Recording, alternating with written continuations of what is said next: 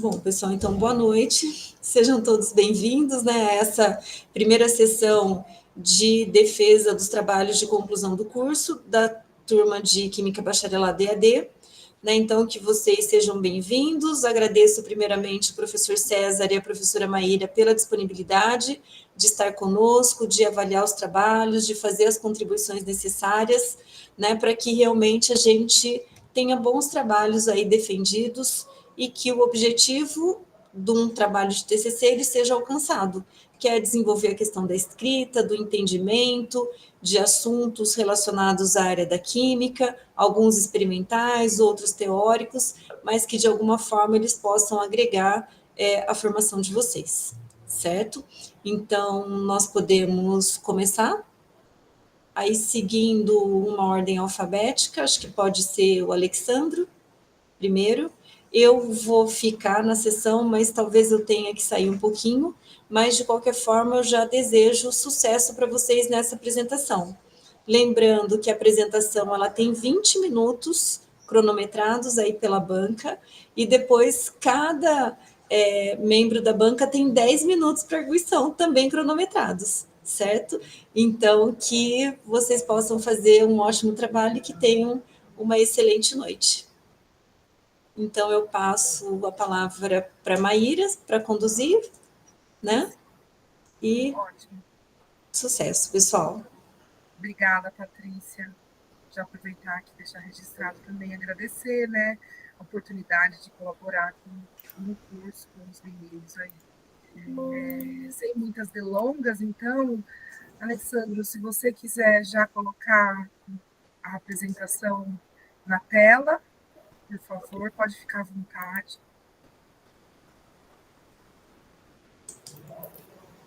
Então, aí lembrando, né, pessoal, que a apresentação de câmera aberta, né? Isso mesmo. Isso já está aparecendo, né? Já está ok? Estamos te ouvindo também, está tudo certo. Pode ficar à vontade. Tá ok, então. Boa noite, eu sou o Alexandre Brigatti. Esse é meu trabalho sobre produção e aplicação de aditivos saponificados para o preparo de argamassas de revestimentos de paredes e tetos. Esse é meu trabalho de conclusão de curso, do curso de Química Bacharelado EAD. Meu orientador é o professor mestre César Vanderlei Nascimento. Introdução. O uso de materiais como aditivos na construção civil. Aqui, especificamente, eu vou falar mais sobre a sílica e o hidróxido de sódio.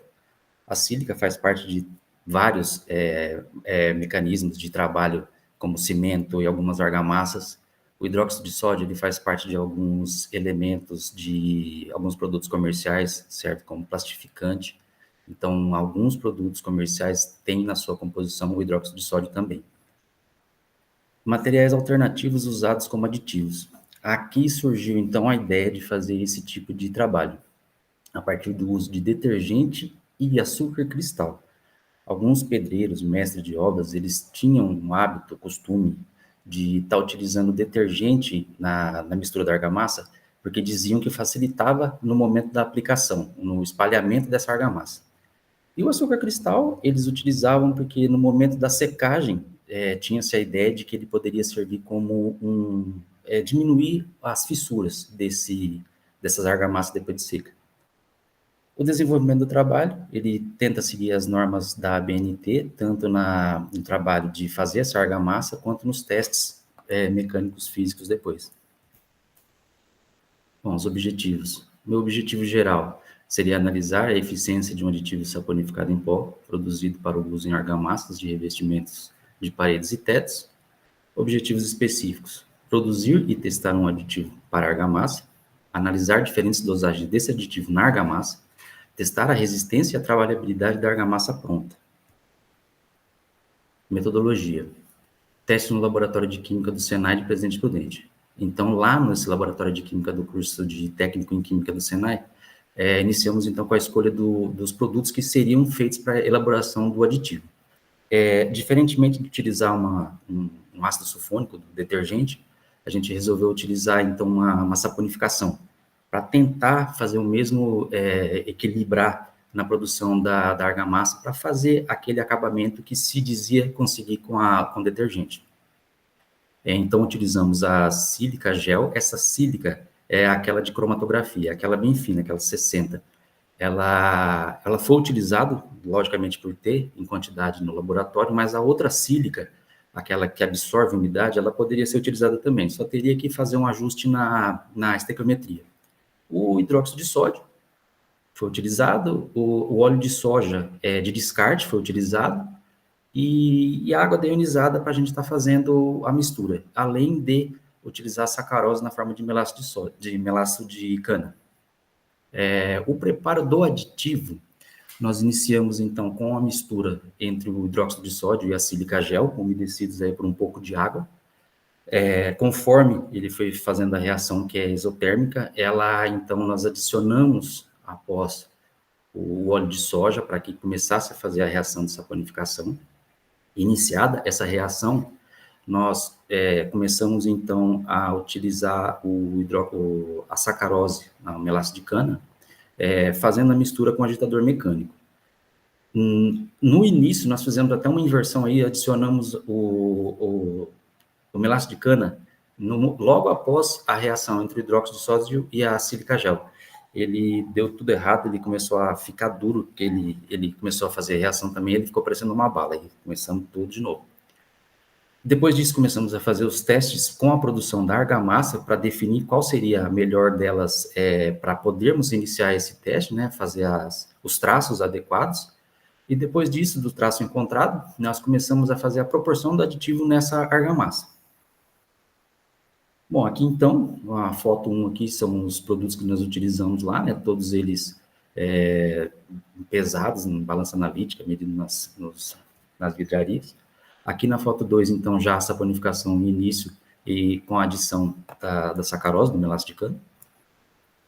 O aditivo, logo depois da secagem, para a estufa, ele ficou na estufa a 105 graus, a 50 graus por 48 horas, e ele ficou nessa forma assim, a gente foi quebrando ele em pedaços menores até quebrar ele todo no almofariz, com essa ajuda desse pistilo, e passar por uma peneira de 30 mechas para ele ficar com uma bem fino, mas para facilitar a aplicação na argamassa.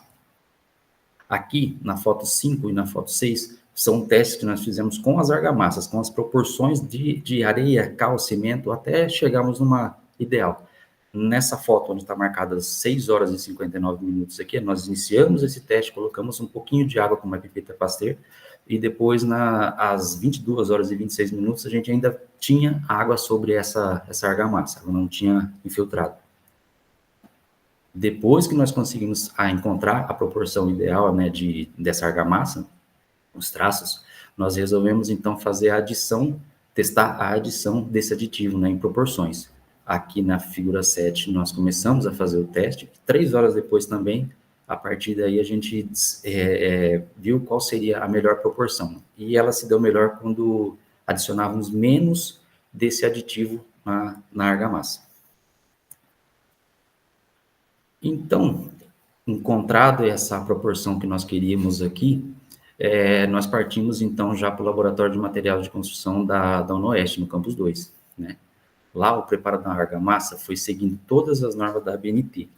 Todos os aparelhos que a gente tinha lá, nós tentamos fazer o máximo possível para conseguir encontrar a argamassa ideal com essa proporção, né, seguindo as normas.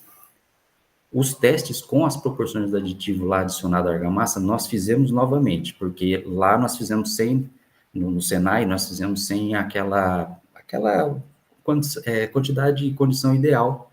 Então, fizemos de novo esses testes aí. Conseguimos, então, fazer esse preparo. A partir daí, nós fizemos os preparos dos corpos de prova, né? Fizemos os moldes todos certinhos lá, conforme também manda a norma. Fizemos, então, depois disso, o teste com a prensa hidráulica de 20 toneladas, né? Para encontrar a compressão e flexão desse corpo de prova, para ver como que ele se daria. E após isso também ainda fizemos um teste de absorção de água, só que esse teste nós não conseguimos fazer seguindo uma norma ABNT, porque na verdade nós não conseguimos utilizar o aparelho ideal, porque ele precisaria ficar por 5 horas de fervura na água, esse corpo de prova. Então lá nós não conseguiríamos fazer esse teste. Ainda na unidade do Senai, nós fizemos mais 2 testes, né, que foi o uso de fenolftaleína e a aplicação da argamassa em definitivo em paredes. Aqui, então, figura 9, é a porção de areia que nós estávamos utilizando, o cimento CP2E, né, foi utilizado. Esse cimento, ele elimina um pouco de calor, menos do que os outros tipos de cimento, então, utilizamos esse. A cal hidratada CH2 aqui, também ela tem um nível intermediário de umidade na sua porção. Essa areia aqui ainda, ela passou depois pela estufa, né, aqui na foto 12, na figura 12, essa areia de construção, ela está na estufa, ela ficou 24 horas a 105 graus, para eliminar toda a possibilidade de ter uma umidade ali que interferisse nos resultados. Aqui, já na figura 13, ela estava sendo pesada, né? Nós conseguimos fazer com que ela ficasse na umidade ideal, e a partir disso aí, as quantidades ideais aqui da mistura foram pesadas. Aqui na foto 14 é o aparelhinho que é a argamassadeira. Essa argamassadeira é um dos aparelhos que é obrigatório, né, o uso dela para dentro da norma ABNT. Dentro das normas ABNT, assim, o que dificulta só é que não está explícito lá o que é que tem que fazer, exatamente o que tem que fazer. Está na norma, que existe uma quantidade tal, só que você tem que procurar mais um pouco até você conseguir encontrar a forma correta de se fazer isso aqui. Essa argamassadeira, por exemplo, nós usamos ela por alguns minutos, marcados aqui até no celular, tá do lado ali cronometrando. Iniciamos de novo o teste, colocando mais um pouco de água, reviramos aqui aquela argamassa toda com uma espátula, colocamos novamente para bater por mais 5 minutos depois, até que ela chegou na mistura que foi considerada ideal. Aqui na figura 15, a mesa de consistência, né? Também é obrigatório esse teste. Esse cone, ele é preenchido com argamassa em camadas, até ela chegar no ideal ali. Aquela manivela é girada 30 vezes por 30 segundos, que também faz parte para ela se espalhar em cima dessa mesa. A 16, no momento que se retira o cone, ela fica nessa condição. Essa foto 17 já é após os 30 segundos com aquelas manivelas sendo trabalhadas. Nesse caso aqui, especificamente nessa foto, ela não foi tirada, os testes não foram feitos com essa trena, porque nesse momento exato a gente estava sem o paquímetro, foi feito com o paquímetro depois, porque é o que pede na norma BNT.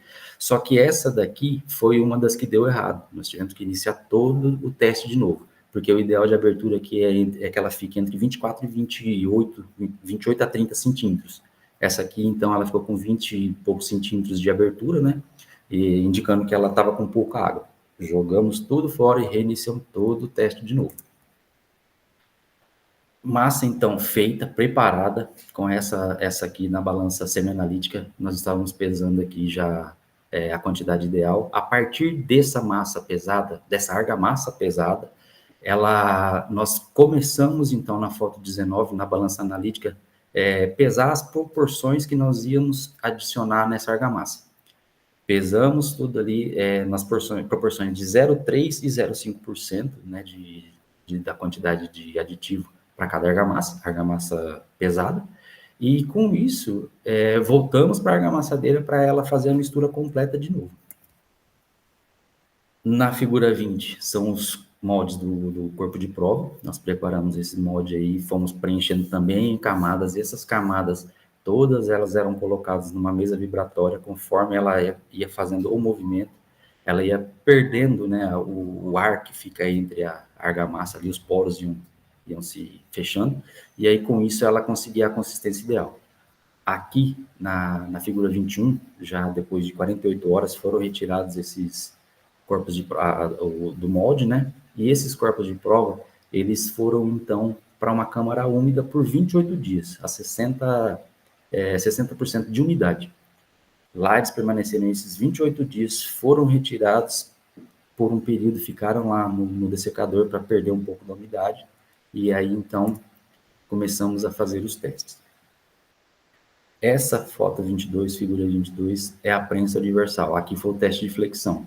nós dividimos esse corpo de prova, então, que ele tem 14 centímetros, dividimos ele ao meio, fizemos primeiro 2 marcações nas laterais com 2 centímetros, depois dividimos ao meio. Essa prensa, então, foi acionada.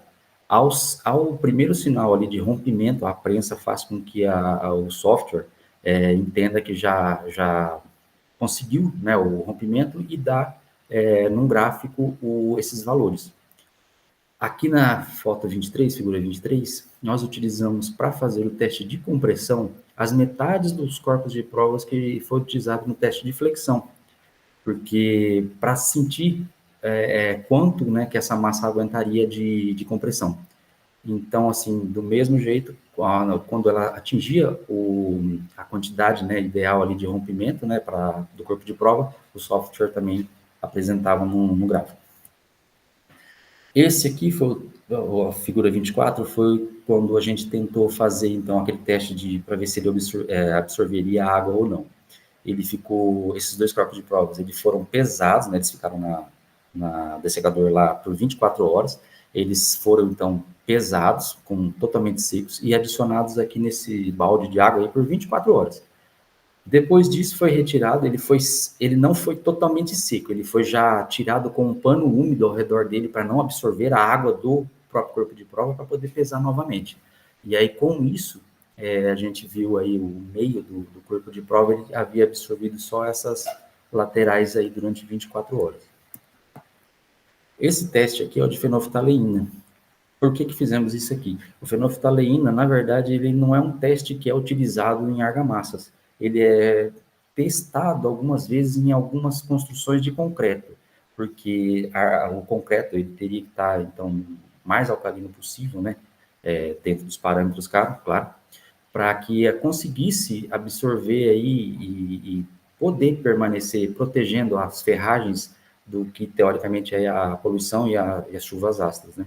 Nesse caso aqui, essa argamassa permaneceu alcalina e seria talvez aí uma possibilidade também de proteção para uma construção, né, além do que já é o concreto. Pode ver que o corpo de prova aqui à esquerda, ele não tinha o aditivo. Quando a gente aplicou ele já absorveu, e o outro aqui ele ficou um bom tempo ainda com a fenolftaleína em cima. Aqui lá no curso de mestre de obras também, lá do Senai, o pessoal ajudou a gente fazendo a aplicação dessa argamassa, no preparo lá numa quantidade maior. Essa argamassa aqui especificamente, ela não tem o aditivo, mas a outra parede foi aplicada.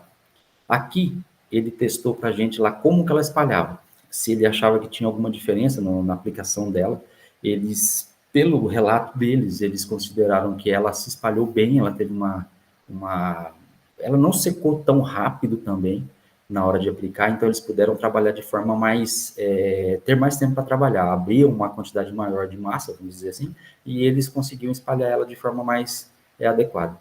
Aqui na foto 29, não está muito bem visível aqui, mas é o acabamento dela já depois de seco. Então, essa daqui, ela foi aplicado com um aditivo.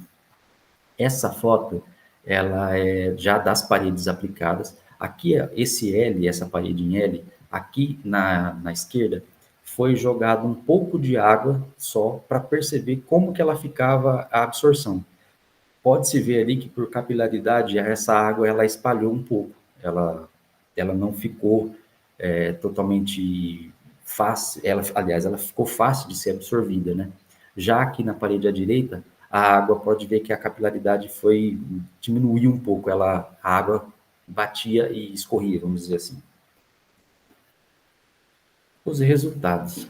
Aqui, então, esse traço foi utilizado o 1,5, né? Uma parte de cimento, uma parte de cal, uma parte de cimento e 5 de areia. Quando não foi adicionado nada de aditivo, no corpo de prova, no teste que a gente realizou lá na mesa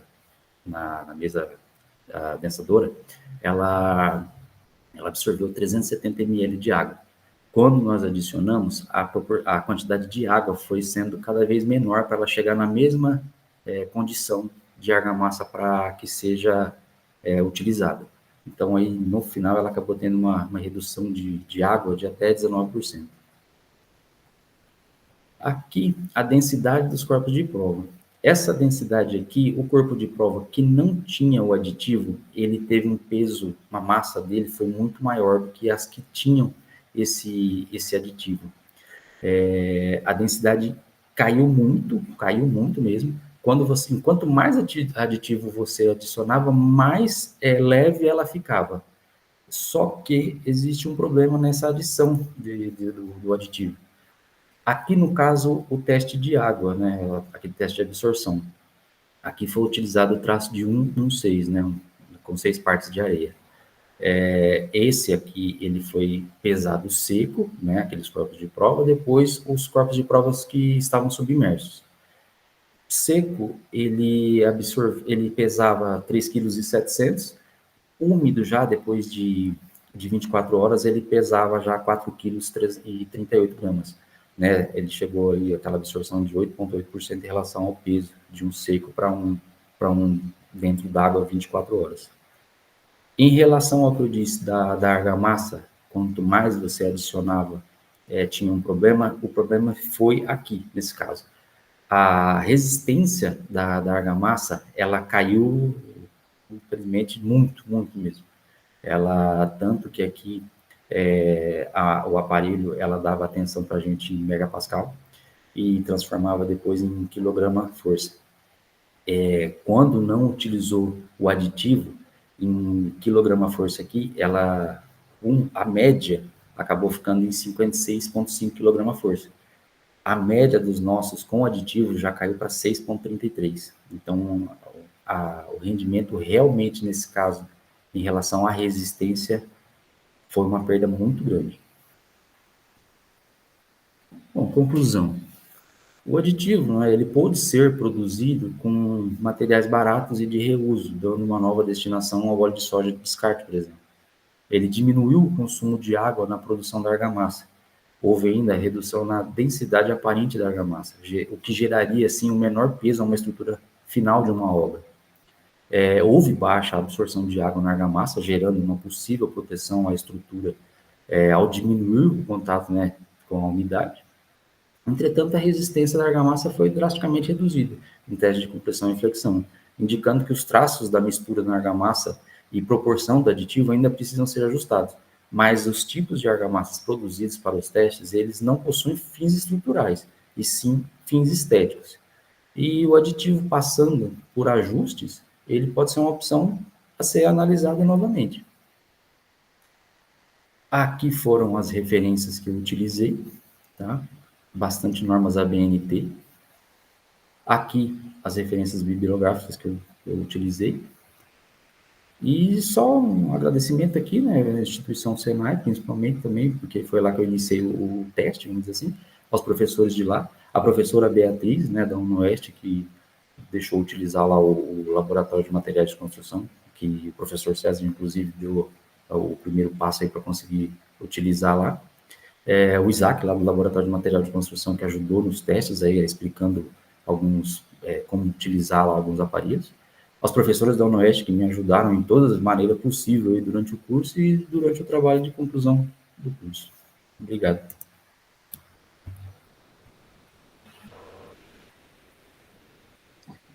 Parabéns, Alex, pela apresentação. Pode tirar isso. Então, a gente vai começar o processo de arguição, então. Vamos tentar seguir o combinado aí de 10 minutos. Então, primeiro, eu vou começar, César, daí depois você fala, e aí na hora do Kainan a gente inverte, tá? Pode ser? Então, primeiro eu queria parabenizar o Alexandro pelo trabalho, e o César também, que é o orientador, porque a gente sabe que esses trabalhos experimentais são difíceis e a complexidade do seu trabalho é muito grande. A gente sabe que tem trabalhos, inclusive, de mestrado que são feitos assim, né?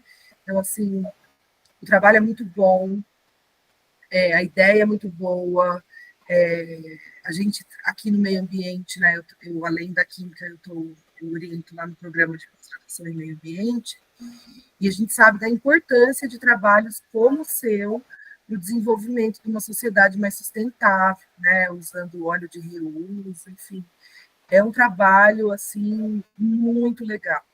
Então, eu já parabenizo pela ideia, pela força de vontade de desenvolver um experimento, uma vez que no curso EAD, às vezes, fica mais difícil a gente ir para a parte experimental, né?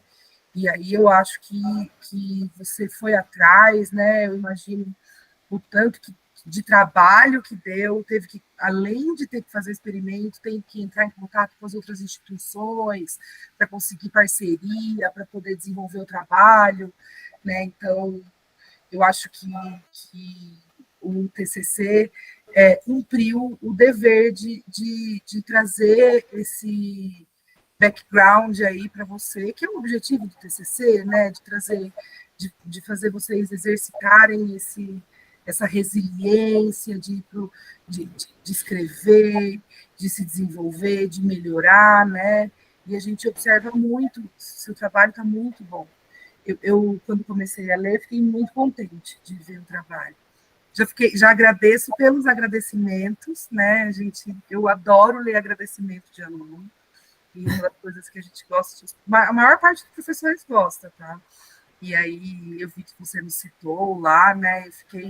Eu fiquei orgulhosa, assim, sabe? De saber que a gente está contribuindo com a sua formação. Né? Tem alguns pontinhos, assim, que você precisa melhorar no documento, mas são coisas pontuais, né? Não são coisas que vão tirar o mérito do seu trabalho, né?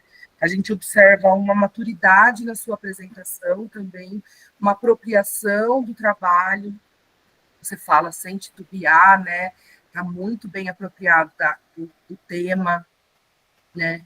Do seu trabalho como um todo, dos resultados. Então, isso também mostra uma maturidade sua, né? Nesse desenvolvimento. E a gente fica muito feliz de saber que um aluno como você vai ser formado por nós, que você vai estar no mercado, já está, né? Mas vai estar com o nosso carimbo aí, né? De Química UNOeste. A gente fica muito feliz com isso. Tá? Então, eu fiz algumas anotações no documento. Queria falar só de uma das coisas que eu acho que assim precisa arrumar, mas que são coisas assim, muito pequenas, tá? Sobre o seu agradecimento. Normalmente eles são mais formais. Eu não sei, aí fica a seu critério do César, porque você falou da dificuldade do cálculo lá, né? Quantas vezes que foi difícil. Você vê que seu orientador, se você deixa, tá? Parece um pouco informal para mim. Não que seja um problema, porque na realidade esse momento é o momento que você tem livre, tá? Mas eu achei curioso, deve ter sido muito difícil, né? E por isso que você fez questão de colocar. Então, assim, é mérito seu, se você quiser deixar, não tem problema nenhum, tá? Mas eu achei curioso. Quando eu fui ver a estrutura do seu trabalho, eu vi que você, lá no sumário, é a primeira coisa que a gente olha, né? Introdução, objetivos, embasamento teórico, material e métodos, considerações finais, conclusão e referências. Eu acho que essas considerações finais é só o nome errado. E isso são os seus resultados e discussão. Então, é uma questão de você mudar no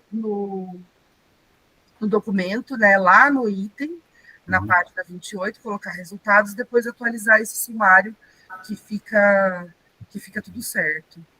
Tá? Achei a sua introdução um pouquinho curtinha, mas assim, não é demérito.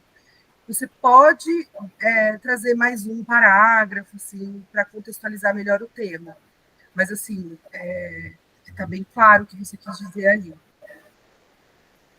Uma sugestão, eu não sei se, assim, acho que para vender melhor o seu peixe, talvez não agora, não seja necessário você me dar aqui, está muito claro, seus objetivos estão muito claros, muito bem delimitados, mas quando você for, em algum momento, trabalhar com alguma coisa assim, por exemplo, você trabalhou com óleo de reuso, certo? Chame atenção para isso, porque isso é uma coisa que não são todas as pessoas que fazem, e pensando nas questões que a gente vive relacionadas ao meio ambiente, ao excesso de produção de resíduos, a toda essa questão, né, que a gente tem vivido cada vez mais as mudanças climáticas, né, com a Agenda 2030 e tal. Eu sei que não é o objetivo do trabalho é esse, mas pontuar, olha, o óleo de reuso, com óleo de reuso. Isso dá mais credibilidade para o seu trabalho, mostra mais um aspecto inovador dele. Ou seja, é só ajudar você a vender melhor seu peixe. Mas não é que vai tá errado, alguma coisa assim. É só para dar um tchan a mais, tá? Depois passando aqui, deixa eu ver. Alguns parágrafos você coloca a BNT e o que faltou só foi colocar. Você fala assim, ó, por exemplo, na página 17, o primeiro parágrafo começa nela, né? A argamassa necessita um tempo de pega, conforme norma BNT, você tem que citar no final da frase, você falou a norma, e aí no final da frase você cita a BNT 2018, sabe? Entre parênteses, como uma citação mesmo, tá? Ou então você muda o jeito que você fez essa citação no texto, que tem que, tem que parecer que não é só apenas você falando da norma, mas também fazendo referência àquela referência que está lá no final. Tá? Isso facilita, inclusive, quem for ler seu trabalho, alguma coisa assim, buscar essas normas lá na referência. Tá? Mas elas estão aí, não é que elas não estão, é só um preciosismo, tá, Alexandre? As coisas que eu estou falando aqui são preciosismo, porque o seu trabalho está muito bem feito. Tá? E uma outra coisa, assim, acho que duas coisas importantes do trabalho. Mudar as considerações finais para resultados de discussão. E toda vez que você fizer uma chamada, toda vez que você apresentar um quadro, uma figura ou uma tabela, esses elementos, você precisa fazer a chamada deles no texto. O que é isso? Conforme o quadro 1 que segue, a tabela 1 apresenta os resultados disso, aí coloca lá a tabela 1 embaixo. Porque é de praxe dentro dos trabalhos acadêmicos a gente fazer essa chamada. Normalmente, nos textos que não são acadêmicos, a gente não precisa fazer isso, né? Mas nos textos acadêmicos, a gente faz. E assim, coisas muito simples que você consegue resolver de maneira muito rápida. E eu fiquei muito feliz de ver um trabalho desse nível sendo desenvolvido no curso que é EAD. Não é que vocês têm nível para isso, mas eu sei que a dificuldade do EAD, em alguns aspectos com relação à experimentação, né, é maior. E aí eu vou poder assistir a apresentação de um trabalho desse, participar de uma banca dessa, me deixa muito feliz, né? Eu quero parabenizar mais uma vez você por ter corrido atrás de tudo isso, a ideia, e o César também, de ter topado te orientar, de ter contribuído, né? Porque um trabalho, ele também tem a contribuição dos orientadores, então a gente fica muito, muito feliz de ver trabalhos nesse nível aqui com a gente. Encerro, depois eu envio o documento, tá? E porque eu fiz algumas anotaçõezinhas, algumas marcações, mas o que eu tinha para falar era isso, principalmente parabéns. Tá joia, professora. Obrigado. Obrigado mesmo. Posso, Maíra? Deve. Bem, é a primeira vez que eu falo essa noite, né? Então, primeiro eu vou dar uma boa noite a todos aí, Maíra, Alexandra, Patrícia, né? O Kainan e a Tainá, que apareceu aqui também. Então, boa noite a todos, né? Para essa noite aqui de defesas de TCC, tá? Bem, o que falar, né? Sobre o aluno Alexandre, primeiramente, né? Depois sobre o seu trabalho, né? Porque, assim, o mérito do projeto, vou falar que é quase todo dele, ele que veio com a iniciativa, né? Essa parceria, né, que essa interdisciplinaridade, né, da química com a engenharia, e essa parceria também com o Colégio Senai também é algo, acho que inédito aqui para nós, né, eu não me recordo. Então, depois nós temos até que ver melhor aí para oficializar uma espécie de contrato, de estágio, uma coisa nesse sentido, porque realmente não é? Eles têm um laboratório fantástico lá também, que pode contribuir muito para nós aqui. Eu só fiz uma aberturinha pequena, que foi, né, conversar com a Beatriz, para ele poder vir e usar o nosso aqui durante algumas tardes. Faz um pouco de minha culpa aqui também, porque nós não cadastramos o projeto, né, Alexandre? Então, isso aí também foi, mas isso aí foi uma falha minha exclusivamente, estava na hora, eu não pensei bem, mas podia ter cadastrado isso daí, mas já rendeu um artigo, né? Enfim, assim, é espetacular. Quanto ao aluno, a educação, a forma de tratar também, né, as pessoas, nós temos alunos aqui, mas ele realmente é diferenciado nesse sentido também, o jeito de escrever, né, o jeito de abordar o professor, assim, é perfeito, tá de parabéns, Alexandre.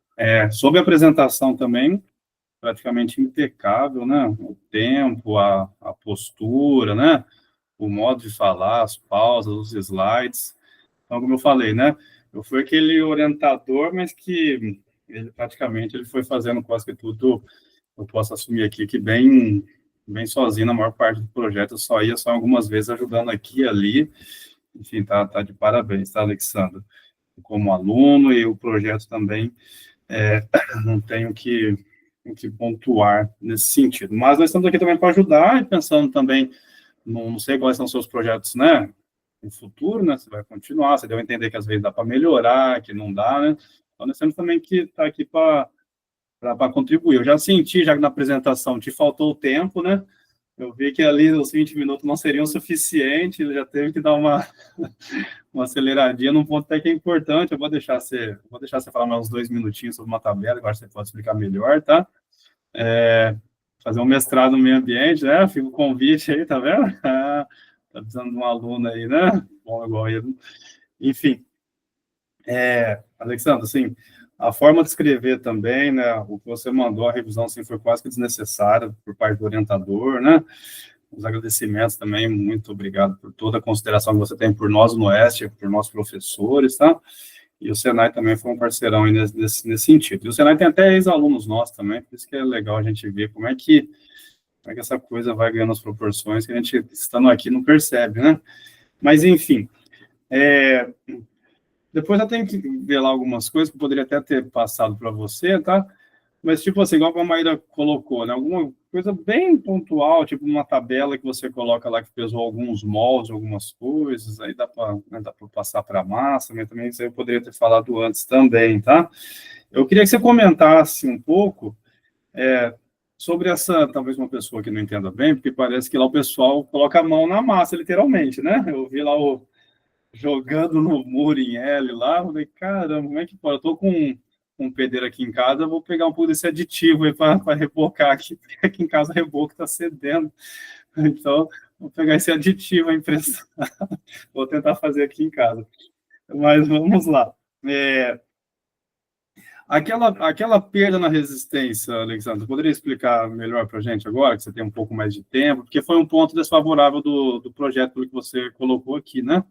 Apesar de ser para fins estéticos, né? Então, não como a resistência que você disse, mas aí pensando, vai dar para melhorar, nós podemos ter outra proposta, pensar numa proporção, ao invés de 0,1, 0,3, 0,5, aumentar, alguma coisa nesse sentido. Você quer falar alguma coisa a respeito? Fique à vontade. Então, na realidade, ela foi testada somente a argamassa com a cal junto. E depois de várias conversas com o pessoal lá do curso de mestre de obras lá, eles disseram que existe argamassa para acabamentos assim, que vai só o cimento e uma areia um pouco mais fina. Eles acreditam, inclusive, que se não utilizar cal na argamassa, e só o aditivo, ela pode ter até um resultado melhor.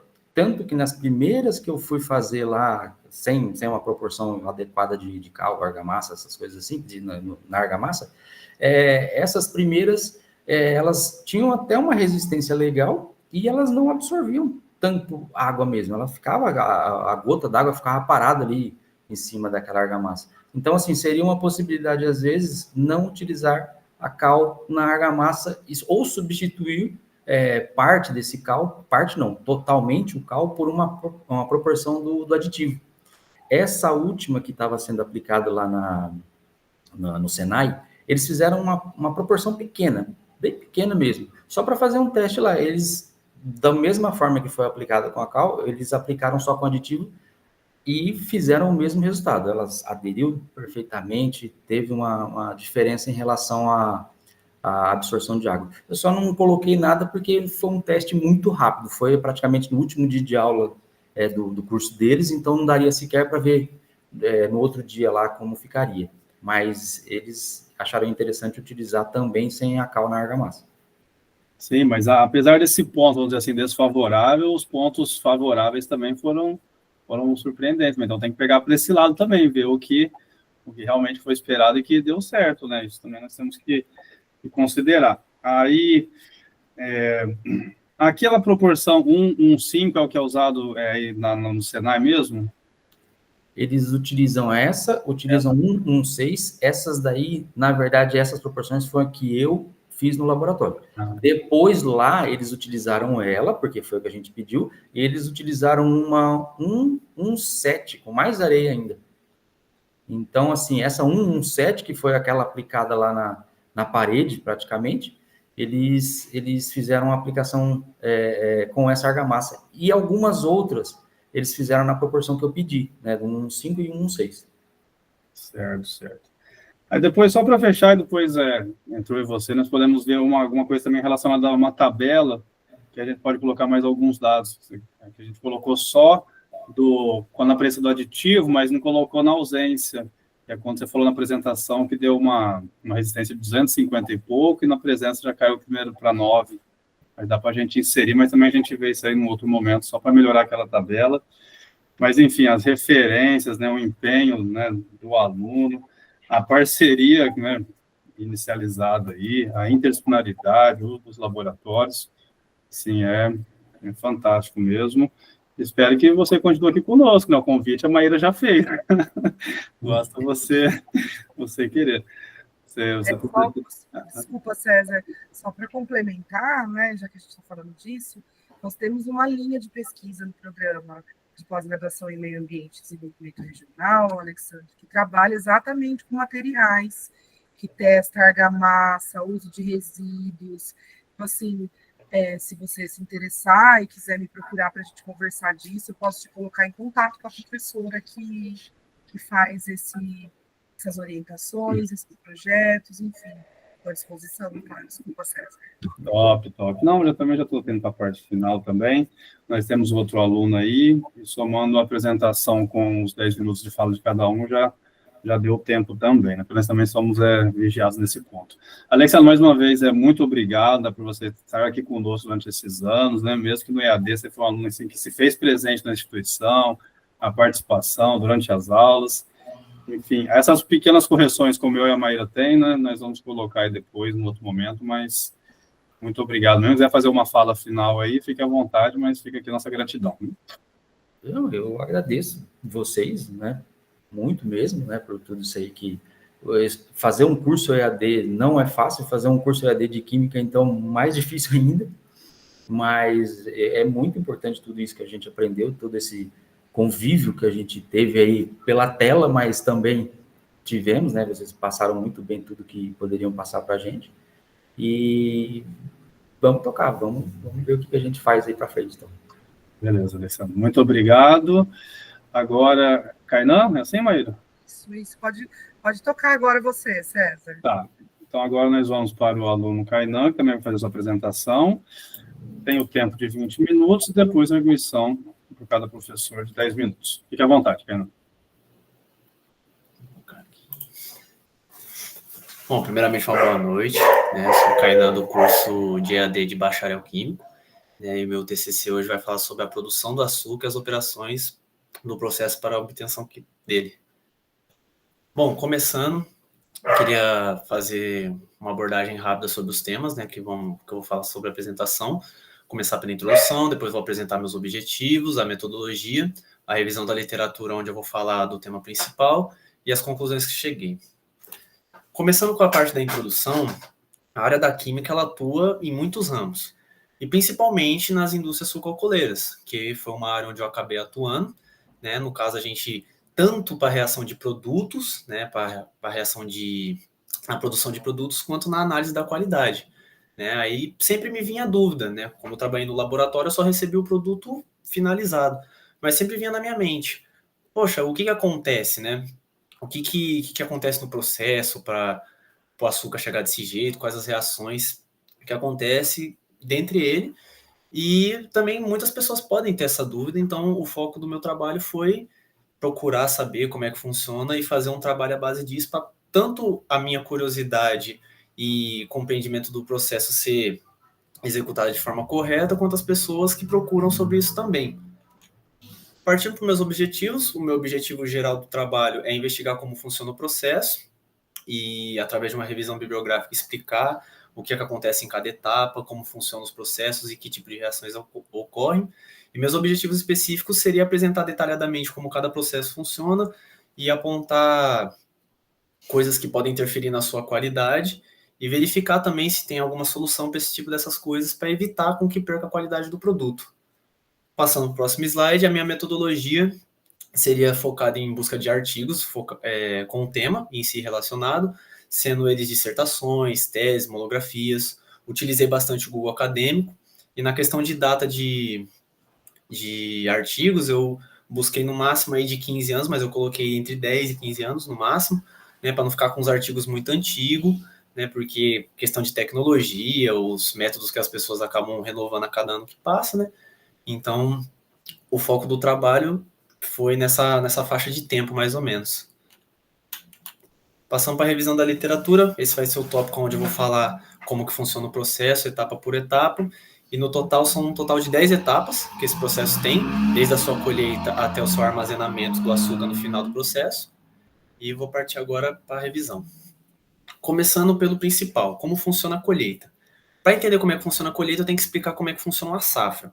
A safra em si seria o período de colheita, né? Dependendo das regiões, tem safras que começam em abril e terminam em novembro, e outras safras começam em setembro e terminam em março. Mas isso varia da região sul. No caso que é a nossa, a gente começa em abril e termina em novembro. Às vezes pode até passar um pouco e terminar em dezembro. No sistema de colheita, são, no caso, 3 tipos de sistema. Tem o sistema manual, o sistema semi-mecanizado e o sistema mecanizado. Tanto nesse sistema como nos cortes também temos o corte manual, semi-mecanizado e mecanizado. O que seriam esses sistemas e cortes também? O sistema manual, seria o sistema mais antigo, onde o pessoal, no caso, ia para a roça e usava certos facões em si para poder cortar a cana e fazer o transporte dele. No sistema semi-mecanizado, ainda assim continuou sendo utilizada a mão de obra, com o corte de facões, porém agora a gente tinha caminhões que poderiam fazer o transporte da cana até o processo da moenda e tal, o processo de operação. E hoje em dia o mais utilizado é o sistema mecanizado, onde a gente tem máquinas específicas com as funções, certo, o tipo de colheita para a extração mais correta da cana, para poder evitar o máximo de uso de mão de obra. Então, uma máquina pode fazer o mesmo serviço do que 10 pessoas num sistema manual. A questão dos cortes, o que diferencia seriam o que seria utilizado, né? No caso do corte manual, como eu já citei, seria utilizado os facões. O sistema semi-mecanizado, além de ser utilizado os facões, também seriam utilizadas certas máquinas que só têm a função de corte. E no caso do sistema mecanizado, seriam as máquinas que, além do sistema de corte, também pode ter o sistema de transporte e depósito em caminhões que acompanham essas máquinas. O sistema mais utilizado atualmente é o sistema mecanizado, tanto devido à sua facilidade de colheita, mas também devido à tecnologia, né, o avanço da tecnologia. Partindo do próximo slide, no caso eu coloquei algumas imagens para se entender melhor. No caso seria essa colhedora mecanizada que a gente utiliza mais, onde nessa parte seria onde é extraída a cana, e aqui dizemos que seria a cauda dele, onde é jogada a cana, no caso, o caminhão que acompanha ao lado. A cana é descarregada. No sistema semi-mecanizado, a gente usa o transporte não só de caminhões, mas também da própria máquina, onde na parte de baixo é feito o corte, e com essa garra a gente transporta a cana. No caso do sistema manual, utilizando os facões, que provavelmente muita gente conhece como funcionaria um facão, mas é muito importante colocar também. E no caso aqui, a própria imagem também já apresenta, né, a colhedora depositando nos caminhões. Esses caminhões podem ser tanto de uma carga quanto de duas, mas normalmente as indústrias usam no máximo 2 cargas. Partindo para a preparação do caldo, a cana chega no processo e é depositada nos hilos. Os hilos seriam as mesas carregadoras. Através dessas mesas carregadoras, a cana é depositada em esteiras e antigamente era mais utilizado o sistema de lavagem com água, mas hoje em dia é mais comum um sistema a vácuo, que seria com jatos de ar, para poder dispersar a palha e também evitar a umidade da cana. Nesse processo das esteiras, a cana passa tanto por um separador magnético quanto por picadores e desfibradores. Né? Os picadores têm a função de picar a cana para poder nivelar ela melhor para a extração do processo. E o desfibrador tem como função em espremer ou abrir a cana para poder se extrair a sacarose, que o foco desse processo é extrair a sacarose e fazer o açúcar. Né?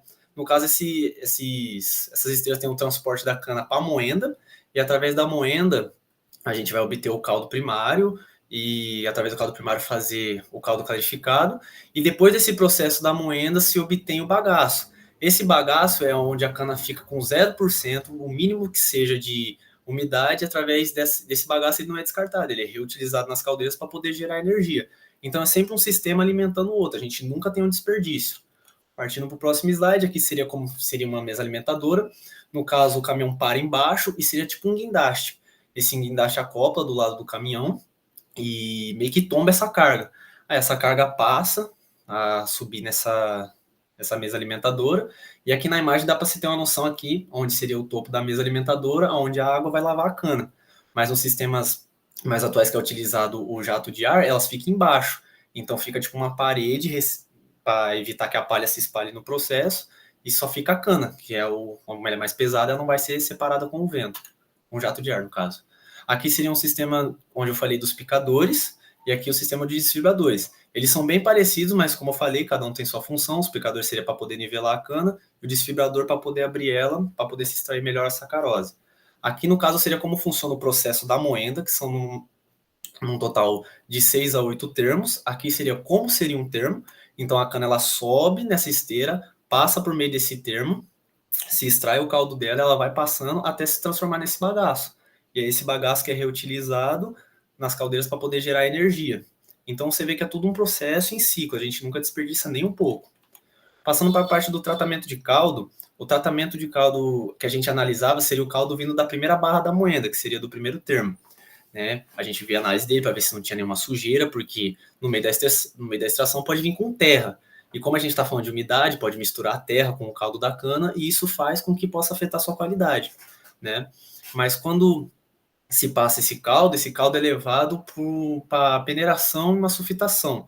Ele é feito com dióxido de enxofre. Isso faz com que o caldo de cana que foi tratado precipite e a sujeira acabe subindo. Então, a gente tira essa sujeira meio que na parte de cima dessa sulfitação e desse peneiramento.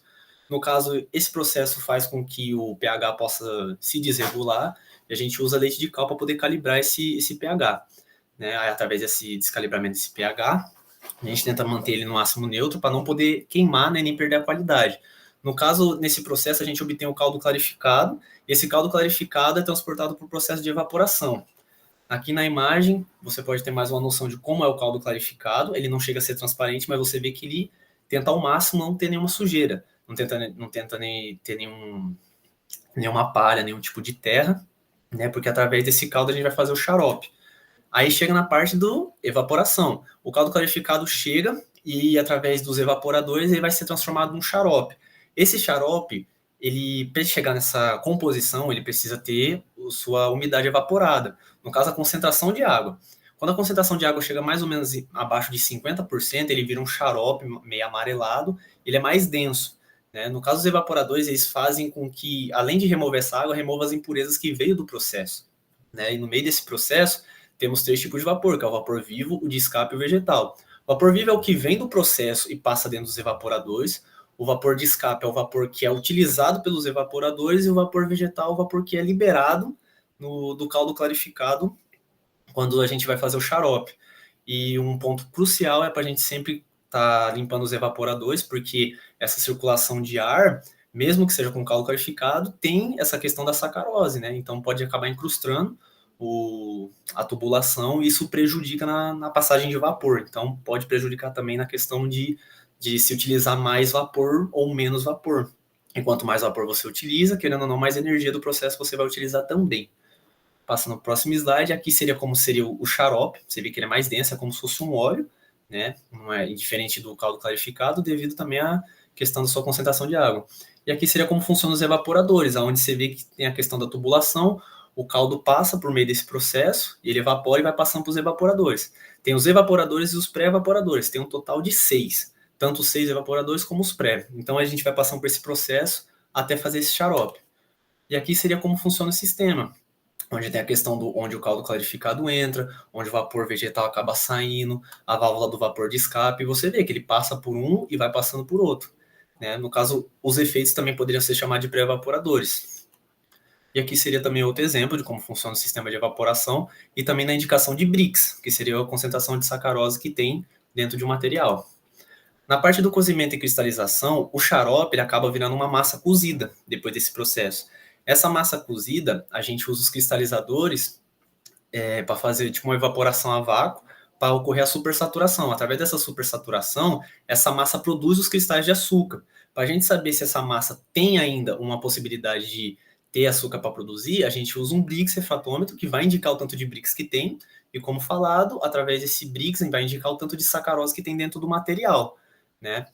Também tem a questão do separo de impurezas que tem de sacarose no meio dessa cristalização, e depois que ocorre esse processo de supersaturação e os cristais são gerados, a gente leva elas para a centrífuga, e é onde na centrífuga que vai ocorrer a separação. Aqui no caso seria a questão da massa cozida, como é que ela é feita, né, como é que ela fica no caso, você vê que ela é bem cristalizada.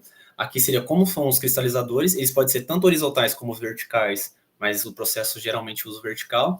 E aqui seriam os tipos de Brix refratômetro. A gente usa normalmente esse mais verde aqui, onde você coloca o material, tampa nessa parte aqui para evitar com que a luz se acabe atrapalhando a análise do material. Ele vai indicar aqui para você quanto de Brix tem. No caso da centrífuga, é onde vai fazer o separo dessa massa feita a supersaturação dos cristais. No caso, você aumenta a rotação dessa centrífuga, a força centrífuga, através desse aumento de rotação vai separar esses cristais.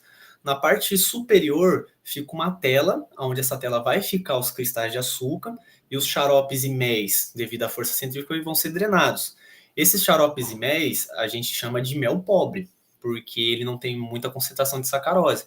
Porém, no topo desse cesto, no topo do superior da centrífuga, esse cesto ainda tem um pouquinho de xarope, um pouquinho de mel ou de massa. E a gente chama isso aí de mel rico. No caso, a gente fazendo essa mistura do mel pobre que foi drenado, a gente faz esse mel rico. Né? Tem essa junção por conta do tanto de sacarose que tem, que também é reutilizado no processo. Aqui seria como funciona a questão da centrífuga. Né? No caso, o açúcar ele fica girando aqui no meio, através dessa superrotação. Tanto a própria centrífuga indica a questão do tanto de açúcar que tem, quanto no separo. E aqui acaba sendo drenado os méis e o xarope que fica junto dos cristais. Na questão da secagem do produto, o foco é tirar a umidade máxima que tem do açúcar. Né? No máximo, o limite seria de 100 graus, na questão do armazenamento, para não poder prejudicar o açúcar, acabar não queimando ele. E nessa secagem seria como se fosse uma corrente de ar contra o açúcar, entendeu? Fica uma contracorrente. Enquanto o açúcar passa numa direção, a corrente de ar passa em outra. Isso vai fazendo a secagem do produto. No caso, o secador seria tanto o secador a vácuo quanto o secador sem ser o uso de vácuo em si, no caso só com os ventiladores. E aqui seria o sistema do secador a vácuo, e aqui o sistema do secador onde se usa os ventiladores. Os ventiladores, no caso, ficam aqui no final, o açúcar vai passando, depois ele continua a seguir pelo processo.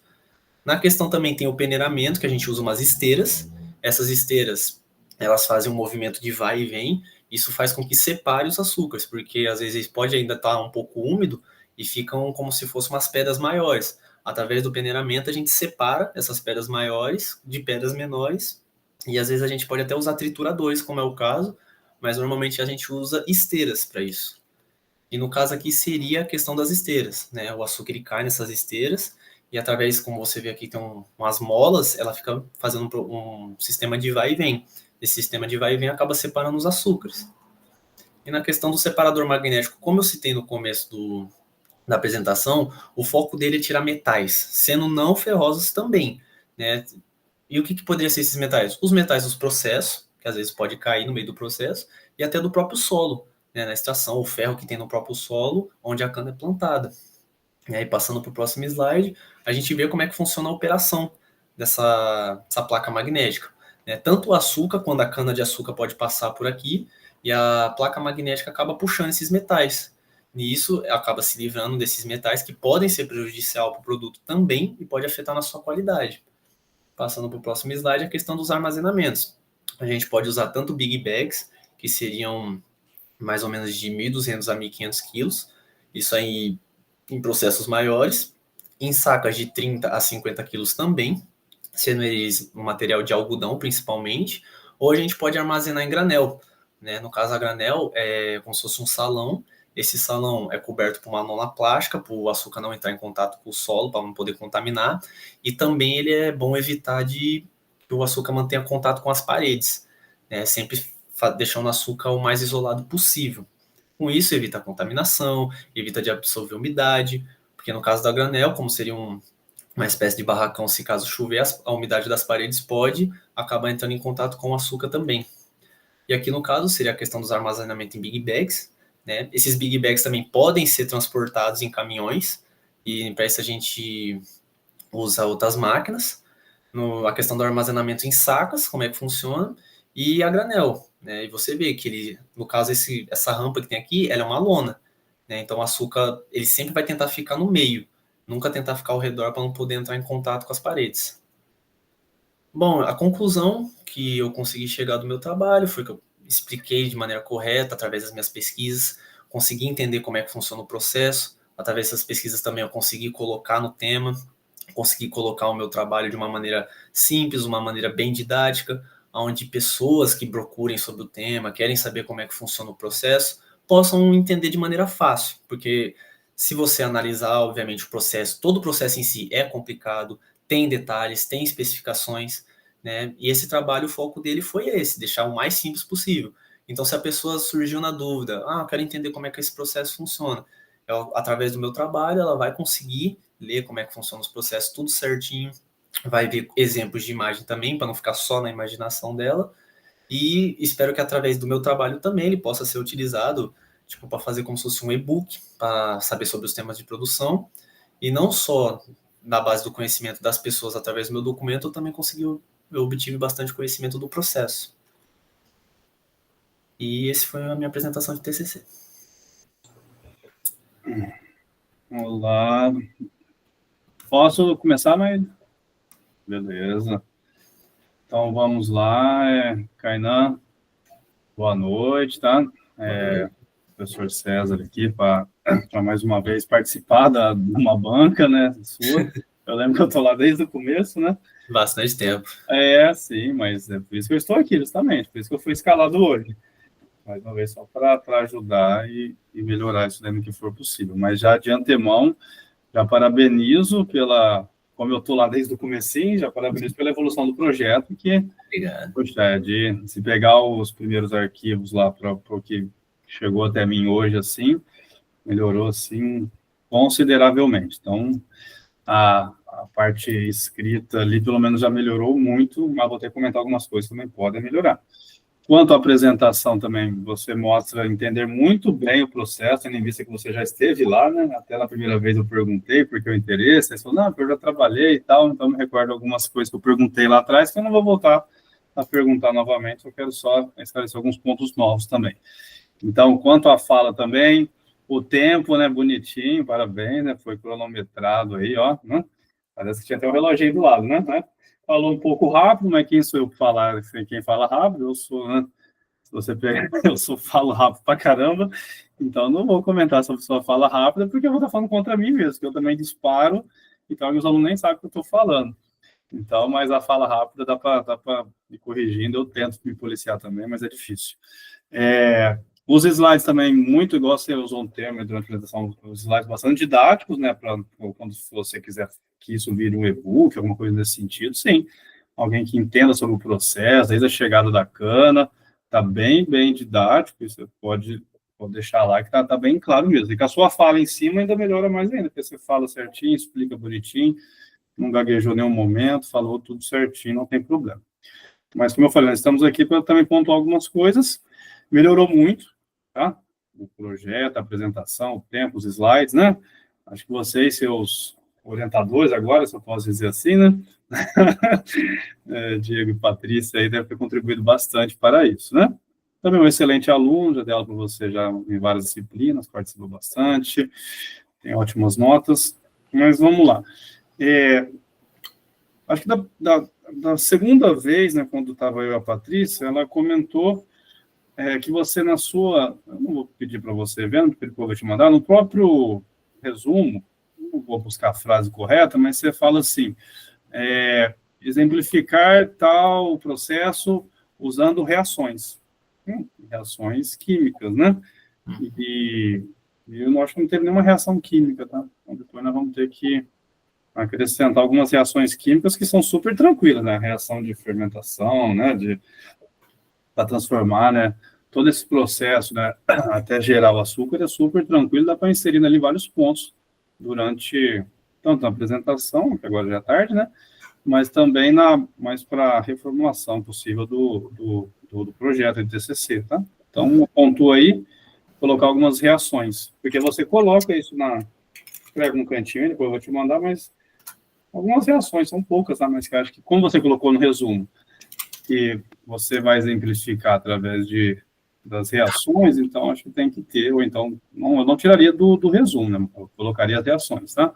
Uhum. Então, comentar sobre cada etapa do processo, explicar, tá aqui, ó, explicando as reações que ocorrem, então, acontecimentos e falhas, e aí eu lembro que da primeira e da segunda vez, eu também fui, porque um dos seus objetivos apontar as falhas, né? Também acho que não teve tanto apontamento assim quanto as falhas. E já aproveitando, aí você falou, tendo as falhas, por algumas para diminuir essas falhas. Então já dá também para fazer um gancho aí, tá? Se realmente ocorrem falhas, apresentá-las, e se você conseguir, né, argumentar o que se pode fazer para melhorar essas falhas. Ou então tirar aqui do resumo, porque você detalhou só o processo em si, né?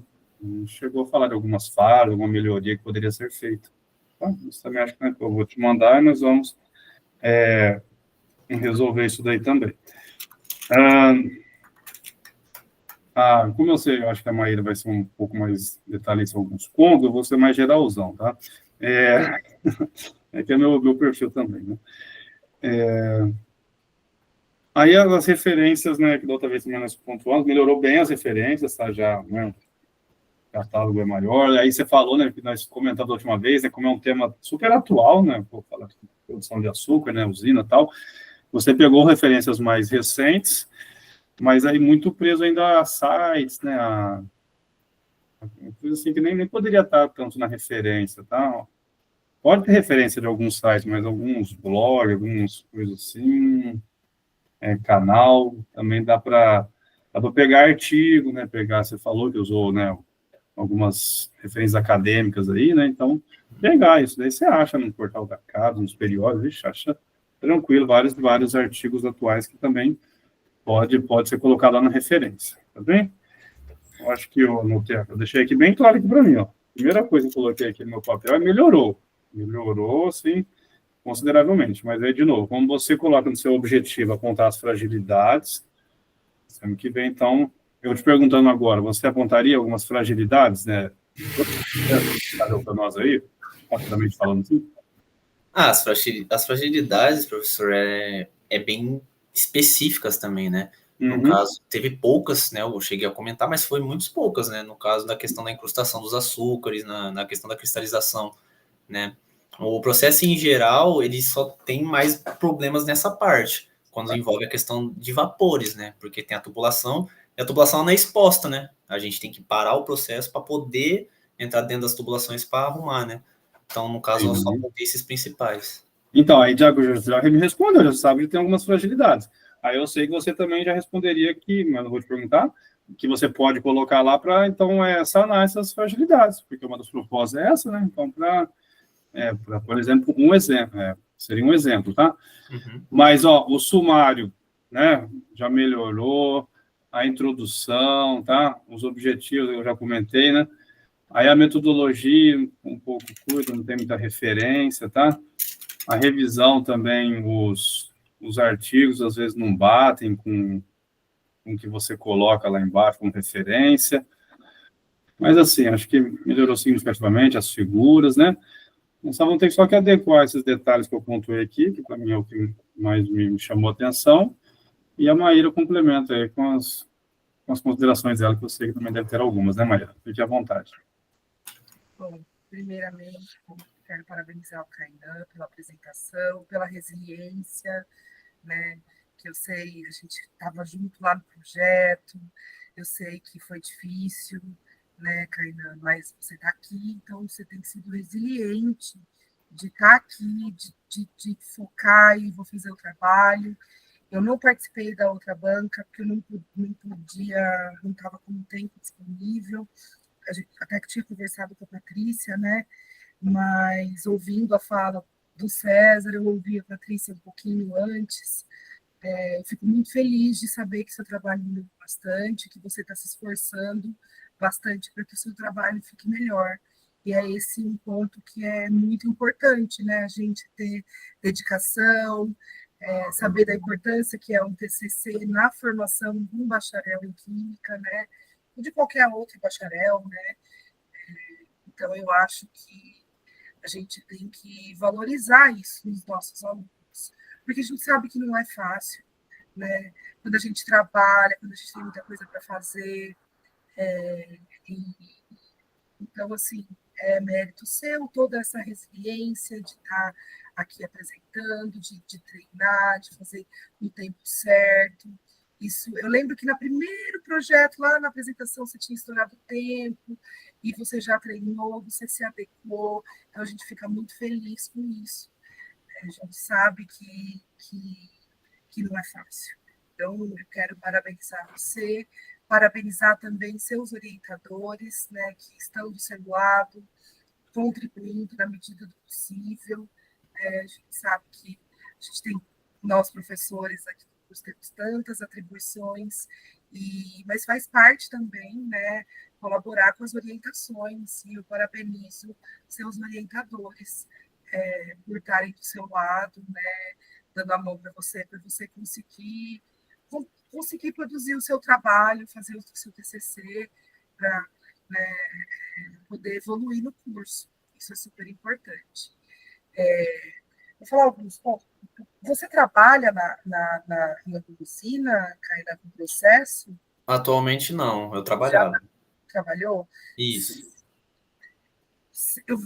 Uma coisa que me chamou a atenção na sua apresentação, porque assim, eu trabalhei bastante tempo quando eu fiz mestrado e doutorado, numa região que era uma região de cana-de-açúcar, e no laboratório que a gente trabalhava com a produção de bebidas, de etanol e de açúcar. Então, eu conheço o processo de cabo a rabo, de frente para trás, todos os detalhes possíveis e imagináveis. Então, talvez seja mais difícil nesse sentido, porque eu conheço muitos detalhes. Tá? E aí, quando você estava mostrando na sua apresentação o densímetro digital, não, desculpa, o refratômetro digital, você falou tem que tampar em cima. E se você tampar em cima, você não faz a análise. Só para. Não pode tampar. Você tem que pingar a gotinha e vai vir um feixe de luz, porque essa análise refratométrica, ela tem esse princípio. Lembra, eu falei sobre isso em bromatologia também. Ela tem o princípio para ver o índice de refração que é dado pelo ângulo que a luz vai atravessar, e esse ângulo esses diferentes ângulos que a luz apresenta ao atravessar os diferentes meios. Então, se você tampar o refratômetro na hora de fazer a análise, você não consegue fazer a análise. Isso aí me pegou de surpresa agora. A gente pinga uma gotinha lá naquele digital, a gente vai pingar uma gotinha e vai esperar ele fazer a análise. Vai vir um feixe de luz num prisma, que vai atravessar esse prisma, tem um ângulo conhecido, existe também, como esse digital, vai existir uma escala lá na parte eletrônica já calibrada para que, dependendo do teor de sólidos dissolvidos naquela análise, naquela solução, a gente vai ter o teor de sólidos solúveis, que é dado na unidade de medida grau Brix. Então, a gente não pode falar grau Brix, a gente tem que falar sólidos solúveis. E aí vou para um ponto que me chamou muita atenção no seu trabalho, que é que você está falando de açúcar. E quando a gente fala de açúcar, uma das análises mais importantes juntamente com os sólidos solúveis, é a POL. Isso. Da POL. Isso, a gente sempre focava em deixar no máximo 99,95 de pó. A questão POL não, de pureza, certo? Isso, a pureza, né? Porque a POL, ela vai medir também a polarização da luz na molécula de sacarose, enfim. E aí, a partir do resultado da POL, a gente obtém o resultado da pureza. E para quem vai produzir açúcar, a gente quer uma pureza máxima. Para quem vai produzir etanol, tanto faz, porque a levedura vai conseguir fermentar açúcar, vai conseguir fermentar sacarose ou glicose, frutose. Então, o que eu senti falta foi você falar um pouquinho disso, que você botou até as imagens dos refratômetros, mas não tocou no assunto de polarização, de pureza. Você ligou a pureza à questão de contaminação com areia, com terra, né? E não a pureza dos açúcares. E eu acho que isso é muito importante. Um ponto crítico que talvez você possa colocar no seu trabalho, que não tem falando nada sobre isso, quando você vai falar de safra e de colheita, é importante você falar de tempo da colheita até o tempo de início de processo dentro da fábrica. Porque se demorar muito tempo entre a colheita da cana e até a cana começar a ser moída e entrar no processo, essa sacarose ela começa a ser invertida. O que significa isso? Você sabe o que significa inversão da sacarose? No caso, eu não lembro muito de cabeça, mas eu sei na questão da colheita, ainda bem que a senhora falou também, que eu pensei em colocar, mas acabei não colocando no final, porque a gente falava, né? Se demorar muito para começar o processo, o ápice da cana produzir a sacarose vai acabar perdendo esse ápice, né? Porque tem um tempo certinho. Porque assim, o ápice já foi, ela produziu lá no campo. Depois que eu colhi, ela começa a perder essa sacarose. Isso. Porque o tecido vegetal ele vai querer continuar vivo, né? E ele vai respirar. E a respiração vai transformar o tecido vegetal, vai transformar essa sacarose em glicose, frutose, até virar CO2 e água. Né? E a inversão da sacarose é quando as enzimas da própria cana começam a inverter a sacarose em glicose e frutose. E isso acontece logo depois da colheita. Então, quanto mais tempo a gente demorar da colheita até o início do processo, a gente está perdendo sacarose, a gente está perdendo eficiência para o processo da produção de açúcar. Isso, contanto que a cana fica mais amarelada, né? E para a produção de álcool também pode ser um problema, porque tem micro-organismos, as leveduras estão presentes no fogo, e aí elas começam também a produzir sacarose, começam a fermentar, e aí a gente não quer isso. Então, um ponto muito importante é essa questão da colheita, né? Do tempo da colheita até chegar no momento do processo. Né? Tem algumas coisas que são importantes, por exemplo, toda usina, atualmente, já tem bastante tempo, quando a cana chega na porta da usina, antes dela entrar, ela passa por uma análise. Né? Existem sondas que vão, normalmente, né, depende da tecnologia da usina, que vão, os caminhões que levam a cana, tanto a cana queimada quanto a cana colhida, aqueles transportes que levam a cana colhida de maneira mecanizada, eles vão enfiar uma sonda, tem alguns buracos no meio das grades ali, que umas sondas vão ser colocadas ali, coletar, e na chegada são feitas algumas análises. Por quê? Que aí falta uma coisa para você falar aí. O pagamento da cana não é feito apenas pela quantidade de cana colhida, mas o pagamento é feito a partir da quantidade de sacarose que a cana tem. Então, quando chega na usina, a cana, a sonda coleta a amostra, tem um laboratório na porta ali, pequenininho, que já vai fazer análise de pó, pureza, açúcares redutores, sólidos solúveis, e vai converter isso num conceito chamado ATR, que é o açúcar total recuperável. E isso são informações que são muito importantes de serem colocadas, porque se você quer produzir um e-book, eu acho que você tem capacidade para isso e pode fazer isso, você precisa complementar o seu trabalho para que ele realmente fique completo e didático, para aquelas pessoas que têm vontade de conhecer sobre o tema, né, e têm dificuldade de ler algum livro, porque essas coisas já estão em livros e artigos, mas você está trazendo para uma linguagem mais fácil. Então, você precisa complementar isso. E essa complementação, ela deve ser feita a partir de livros e artigos, né, acadêmicos, científicos. Então, assim, em alguns momentos do seu texto, você cita, e aí eu fiquei na dúvida se essa referência estava ou não lá, porque você cita, parece-me que pelo primeiro nome das pessoas, tipo Márcia 2010, Cláudio 2010, eu digitei em Ctrl F ali, buscando Márcia para saber se tinha nas referências. Cláudio, No caso, aí seriam as dissertações e as teses, né, que eu acabei... elas não estão na referência. E o ideal é que você use artigos, né, e livros. Você pode entrar na biblioteca virtual e usar os livros que tem na biblioteca virtual. Sabe, vocês têm acesso à biblioteca virtual, né?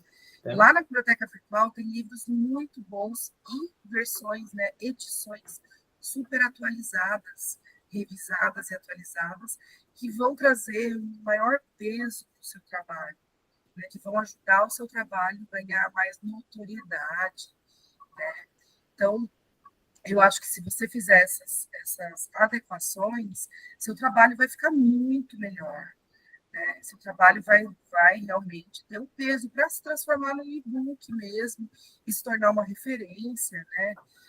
Agora, tem algumas outras coisas ali, por exemplo, revista Opiniões, né? Não dá para a gente usar revista Opiniões no nosso texto.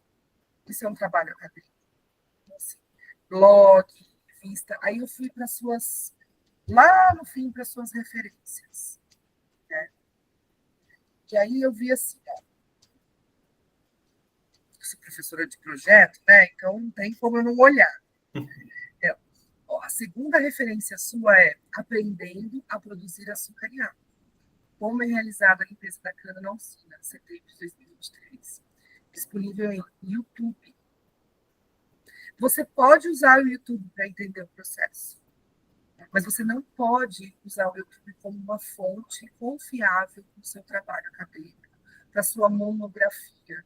Porque o que você está fazendo? O trabalho de curso produz no final uma monografia, né? E aí você não pode usar Ângelo e a usina superpoleira março de 2016, disponível em YouTube. AIQ Ferramentas, YouTube, Coelho, blog. Porque no caso eu usei a BNT de referências da UNOeste, né? E tinha lá a questão de uma norma padrão para citar blogs, uma norma padrão para citar sites, aí nos sites está em parênteses o YouTube também. Não está errado. É que assim, academicamente falando, Kainan, não sei se você lembra, eu falei sobre isso, acho que a Patrícia deve ter também falado sobre isso com você, o Diego. A gente não usa isso. Quando a gente usa? Quando eu precisar trabalhar com uma situação que está apresentada no YouTube, no blog. Porque qual é... Assim, pensa assim, quem está escrevendo esse blog? Será que essa pessoa estudou? Entendi. Porque ela não tem um rigor científico.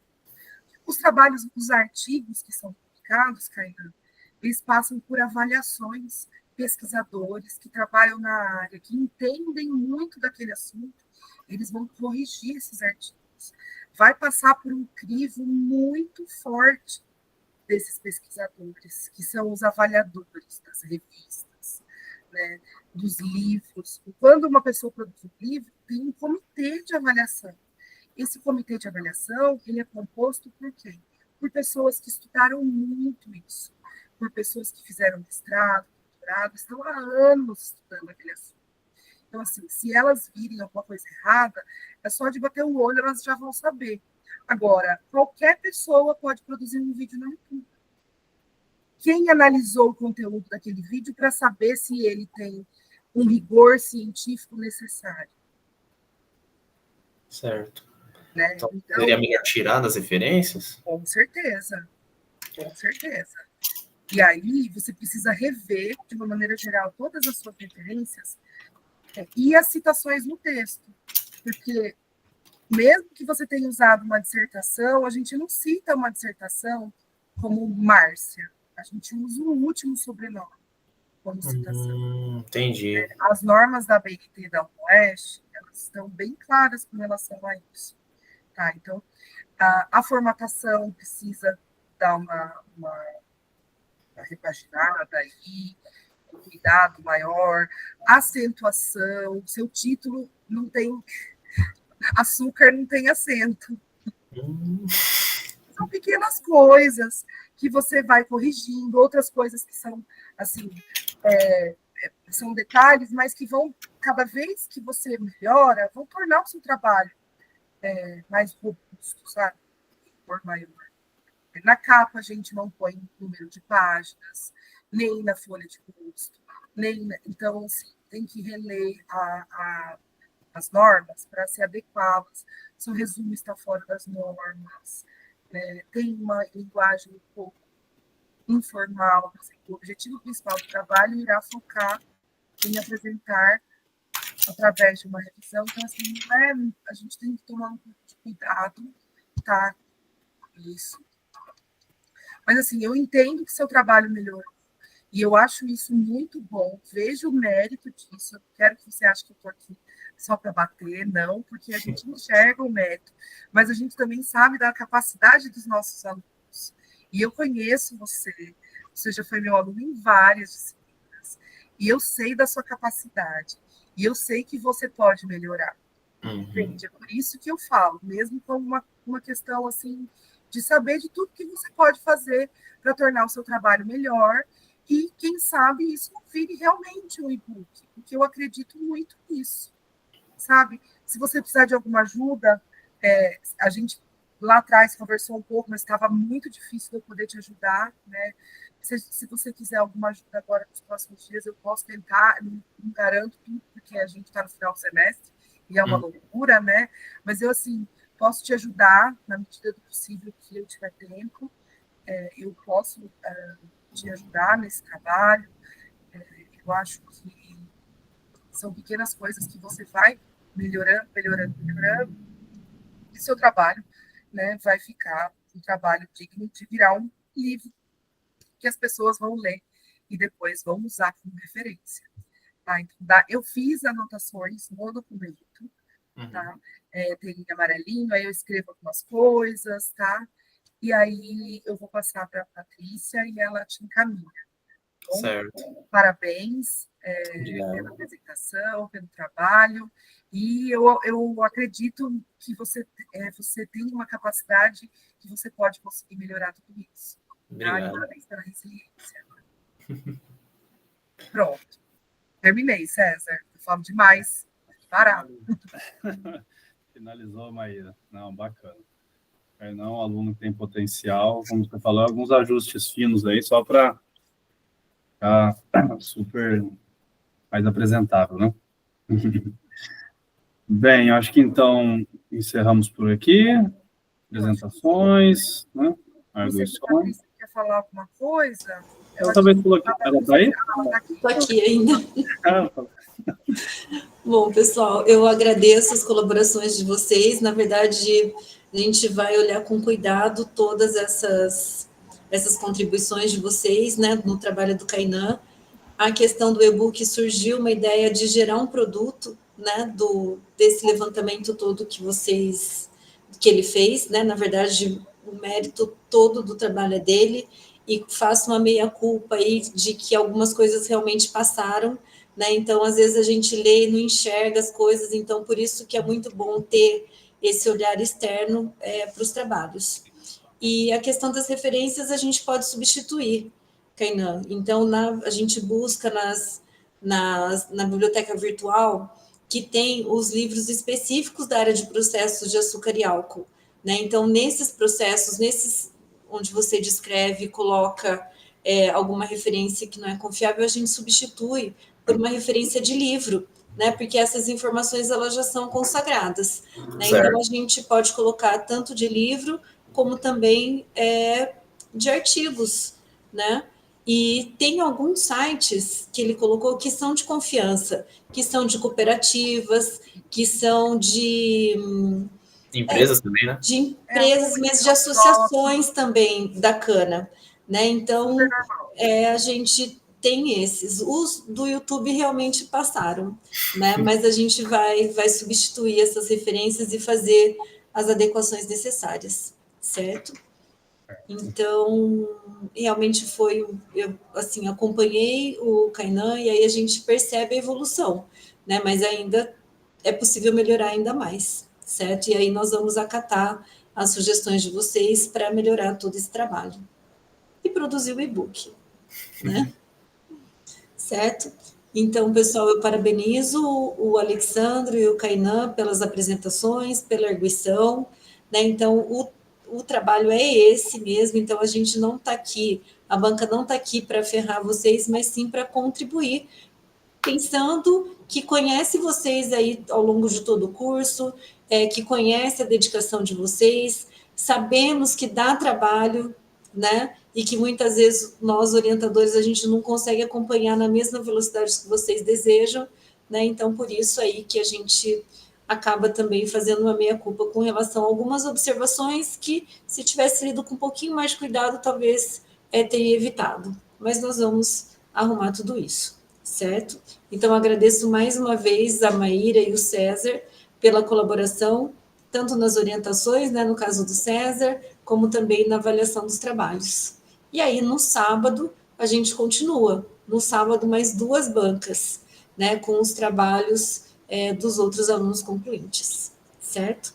Então, muito obrigada, pessoal, e aguardo as fichas avaliativas e também os arquivos, se vocês quiserem que eu repasse para os estudantes, vocês podem me enviar, que eu encaminho. É até melhor, né, Patrícia? Porque quanto mais cedo enviar, mais tempo a gente tem para poder corrigir, né? Sim.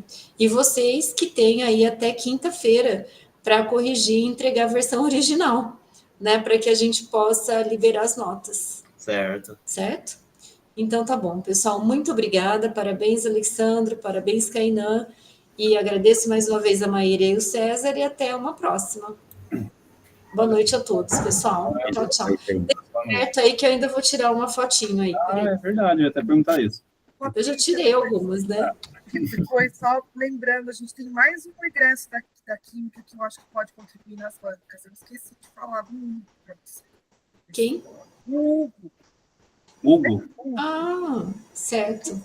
Ele está fazendo um trabalho muito legal no marketing, no Everson. Então, da próxima vez eu vou passar Tá joia. Então tá bom, pessoal. Muito obrigada mais uma vez e boa noite para vocês. Boa noite. Boa noite. Tchau, tchau. Tchau, tchau. Ô, Patrícia, no caso da questão lá do documento original, seria o documento depois das modificações ou o documento que foi apresentado? Não, depois das modificações, que aí agora a gente vai acatar as sugestões deles, corrigir, e aí a gente tem que postar o TCC definitivo. Certo, porque, tipo assim, enquanto os professores estavam falando, eu posso até mostrar aqui na minha tela, eu já deixei o bloco de notas para anotar tudo certo. Perfeito, é assim mesmo que funciona. Mas eles devem ter anotado lá algumas coisas também. E aí a gente aproveita. Que aí eu consigo saber onde está também, né? Então, mas aí dessas observações que eles fizeram, você já pode começar a trabalhar. Não, já vou começar a trabalhar assim que eles mandarem, se puder enviar o arquivo para mim, que eu já posso pegar esse final de semana inteiro. Certo. Sim, eu encaminho. Beleza, obrigado, Patrícia. De nada. Até mais. Até mais. Tchau, tchau. Tchau.